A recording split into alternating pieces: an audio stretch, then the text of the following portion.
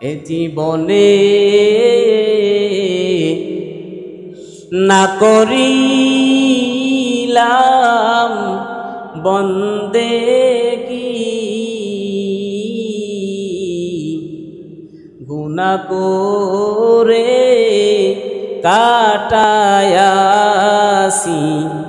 জিন্দেগি, গুনাহ করে কাটায়াছি জিন্দেগি। তওবা করে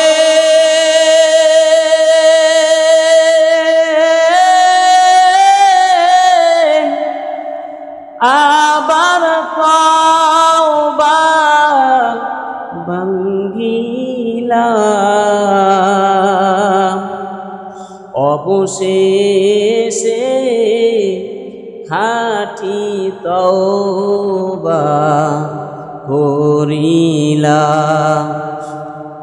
আবার লোকদের কাছে জিজ্ঞেস করলে, হে লোকেরা জানাই দাও, আমি জানতে চাই 101টা খুন করেছি, হত্যা করেছি, আল্লাহ রব্বুল আলামিন আমার তওবা গ্রহণ করবেন কিনা? আমি তওবা করতে চাই, আমি অনুতপ্ত, লজ্জিত, আমি ভুল করেছি। লোকেরা সমাধান দিতে পারলেন না। হঠাৎ করে একটা সমাধান দিলেন, যাও অমুক গ্রামে একজন আলেম আছে, আলেমের কাছে যাও, কোরআন হাদিসের আলেম, তার কাছে যাও, কোরআন থেকে সমাধান নিয়ে আসো। যদি কোরআন থেকে তুমি সমাধান পাইতে পারো, অবশ্যই কোরআনের মধ্যে সমস্ত কিছুর ভুলের সমাধান আছে। কথা বলেন ঠিক কিনা? আরো জোরে বলেন ঠিক কিনা? যত অপরাধ করো না কেন, যত ভুল করো না কেন, জালিকাল কিতাবুল লা রাইবা ফি, এমন একটা কিতাব আল্লাহ রাব্বুল আলামিন নবীকে দান করেছেন, নবী থেকে আপনাদেরকে দান করেছেন। এমন একটা কিতাব আল্লাহ রাব্বুল আলামিন দান করেছেন, যত ভুল আছে না কেন, সমস্ত ভুলের সংশোধন কোরআনের মধ্যে আল্লাহ ঘোষণা করে দিয়েছেন। জোরে বলুন সুবহানাল্লাহ। ইন্নামাত তাওবাতু আলাল্লাহি লিল্লাযীনা ইয়া'মালুনাস সাইয়্যাত ইয়া'মালুনাস সুআ বিজাহালাতিন সুম্মা ইয়াতুবুনা মিন করিব ফাউলাইকা ইয়াতুবুল্লাহু আলাইহিম। আল্লাহ রাব্বুল আলামিন বললেন, ওই সমস্ত বান্দাদের তওবা গ্রহণযোগ্য যারা ভুল করে, আবার ভুলের পরে কিছুক্ষণের মধ্যেই সঙ্গে সঙ্গে অনুতপ্ত হয়, লজ্জিত হয়। আর ওই সমস্ত বান্দাদের তওবা গ্রহণযোগ্য না, ভুল করতে করতে করতে করতে যখন মৃত্যু আজরাইল তার কাছে এসে যায়, লোকদের কাছে জিজ্ঞেস করলেন, কোথায় যাব? অমুক গ্রামে যাও, একজন আলেম আছে, সমাধান দিবে কোরআন থেকে।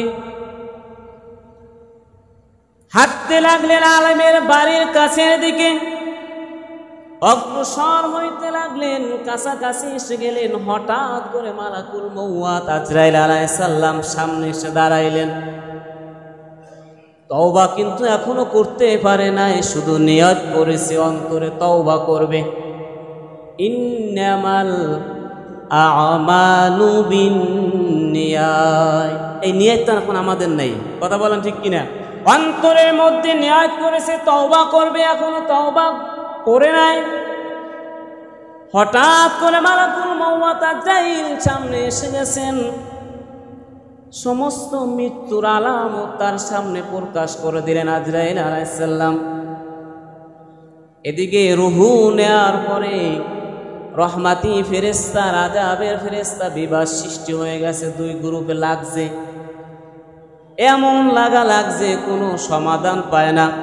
হঠাৎ করে আল্লাহ রাব্বুল আলামিন বললেন, ও ফেরেশতারা, লাগালাগি কইরো না, বিবাদ সৃষ্টি কইরো না, তোমরা জমিনটা মাপ দাও। শেষে যে হত্যাটা করেছে, আর ওই আলেমের বাড়ি বান্দা যেখানে দাঁড়িয়েছে, এখান থেকে পিছনে মাপ দাও, সামনে মাপ দাও। জোরে বলুন সুবহানাল্লাহ। পিছনে মাপ দাও, সামনে মাপ দাও, কোন দিকে আগাই আছে আমার বান্দা। আল্লাহ রাব্বুল আলামিন জমিনকে হুকুম করেছেন, আলেমদের বাড়ির জমিনকে হুকুম করেছেন, হে জমিন সামনের দিকে আগে আসো। আর ওই প্রার্থী যাকে হত্যা করেছে প্রার্থীকে ওই জমিনকে হুকুম করেছেন দূরে চলে যাও, পিছনে চলে যাও। আল্লাহ রহমতি ফেরেশতাদেরকে ডাক দিয়েছেন, জমিনকে মাপ দাও, যার দিকে আগান্না বেশি আছে সেই রুহু নিয়ে যাইতে পারবা। জোরে বলেন সুবহানাল্লাহ। ওই প্রার্থীর বাড়ির জমিনের চাইতে তওবার কাছে যখন যাবে ওই জমিনটা অর্ধেক অর্ধেক হাত আগানো। জোরে বলেন সুবহানাল্লাহ, আরো জোরে বলেন সুবহানাল্লাহ।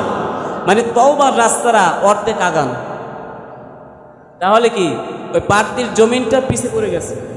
আল্লাহ রাব্বুল আলামিন ওই রহমতের ফেরেশতার হাতে তার রূহটা তুলে দিয়েছেন। জোরে বলেন সুবহানাল্লাহ।